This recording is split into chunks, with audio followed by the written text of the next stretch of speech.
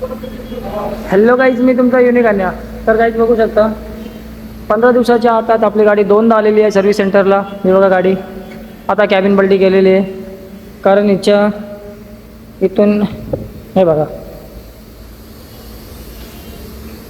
ह्याच्यातून oil leak होत आहे.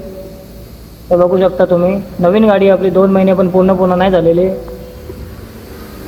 त्यासाठी आता कंप्रेशर चेक करायचं आहे. कंप्रेशर चेक करण्यासाठी कॅबिन पलटी केली. आपला एअर कंप्रेशर आहे. गेला मिस्त्री आता तिकडे बघायला. बघूया आता नक्की काय बघतोय आणि काय करतोय. 15 दिवसाच्या आत आपली गाडी दोनदा आली इथे. तर काही फायनली मिस्त्री आलेला आहे आणि कंप्रेशर घेतला आहे खोलायला. हे बघू शकता तुम्ही, हा मिस्त्री आणि कंप्रेशर घेतला आता खोलायला. चेक करतायत ऑइल कुठून गेलं आहे आपल्या एअरच्या ह्याच्यात.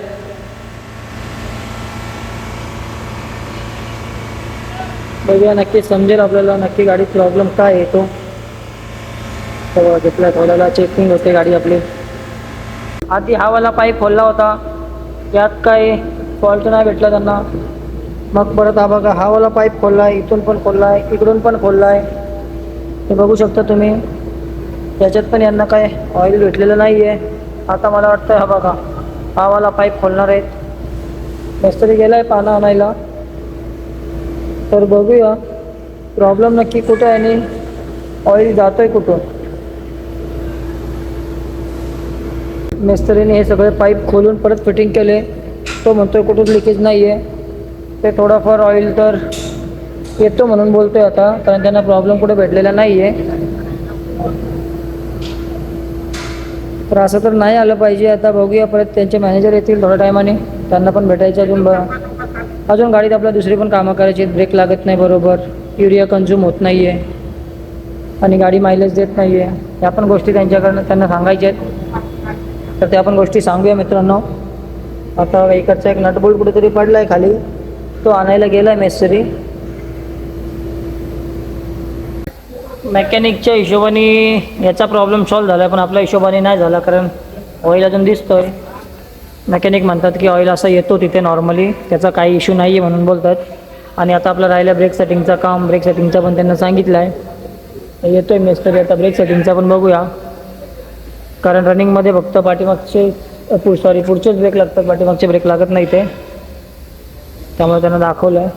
गेले आता मिस्त्री तिकडे, बघूया आल्यावर काय होतंय. Hello guys, good morning. तर गाईज, काल आपण गेलो होतो आयशरच्या सर्व्हिस सेंटरला आणि काल संध्याकाळी आपल्याला टाईम भेटला नाही, त्यामुळे आपण नंतरचा ब्लॉग शूट केला नाही आहे. त्यामुळं आत्ता शूट करतो आहे की गाईज आता आपला कंप्रेशरचं काम झालं काल, म्हणजे थोडक्यात झालं. ऑइल अजून थोडंसं लीक होतो आहे. मेकॅनिक बोलत आहेत, मिस्त्री बोलतो आहे की थोडाफार नॉर्मल असतो, त्याचा काही प्रॉब्लेम नाही आहे. त्यानंतर आपण ब्रेक सेटिंग करून घेतलं आणि लॅपटॉप लावला. लॅपटॉप लावून व्हायरस पण काढून घेतला. आणि राहिला विषय आपला काय ॲव्हरेजचा आपण त्यांना सांगितला होता. तर त्यांनी सांगितलं की आपल्याला जेव्हा गाडी तुझी लोड असेल तेव्हा लोड गाडी घेऊन ये, त्याच्यानंतर आपण गाडीला ट्रायल मारूया. ट्रायल मारल्यानंतर आपण चेक करूया, असं त्यांनी सांगितलं आहे. बाकीचं काम तर आपला सगळं झालेलं आहे.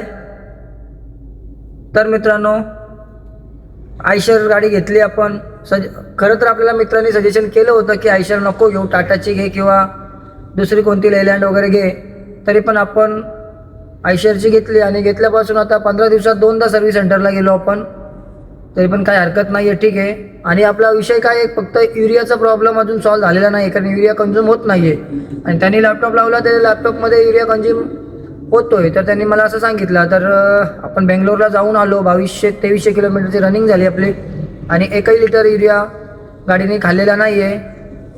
तर ठीक आहे, बघूया ह्याच्या पुढे अजून काही. आणि परत राहिला विषय आपल्याला गाडी लोड करायची. एकदा गाडी लोड केल्यानंतर परत जाऊया आपण सर्व्हिस सेंटरला आणि तेव्हा मायलेजचा पण आपण त्यांना सांगूया. त्यानंतर बघूया काय होतं ते पुढं. तोपर्यंत बघत राहा गाईज. व्हिडिओला लाईक, शेअर, कमेंट करा, सबस्क्राईब करा आणि परत एका नवीन ब्लॉगमध्ये भेटूया. तोपर्यंत सगळ्यांना टाटा, बाय बाय.